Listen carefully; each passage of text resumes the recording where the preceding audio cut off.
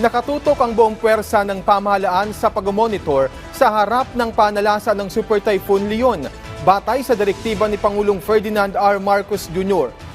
Ayon sa Presidential Communications Office, nakatutok ang Pangulo sa kilos ng bagyo, pati na sa ginagawang pagtugon ng mga kinauukulang government agency para matulungan ang mga apektadong residente. Ang Armed Forces of the Philippines agad na inactivate ang lahat ng units nito bilang paghahanda sa posibleng rescue at relief operations. Tiniyak ng AFP na gagamitin ng lahat ng resources nito para sa pagtugon sa epekto ng bagyo habang patuloy din ang kanilang pagkilos para tumugon sa epekto ng nagaang bagyong Christine.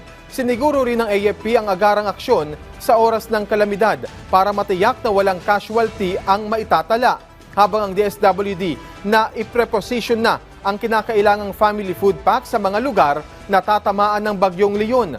Sa datos po ng NDRRMC, umabot na sa mahigit 895 million pesos ang pondong inilaan ng pamahalaan para sa mga sinalanta ng bagyong Christine at Leon. Kabilang dito ang food and non-food items na ipinamamahagi ng DSWD, OCD at mga lokal na pamahalaan, at maging ang mga kontribusyon ng iba't ibang non-government organizations.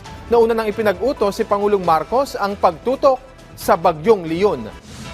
Unfortunately, mukhang may padating na naman. Kaya't paghanda natin na mabuti.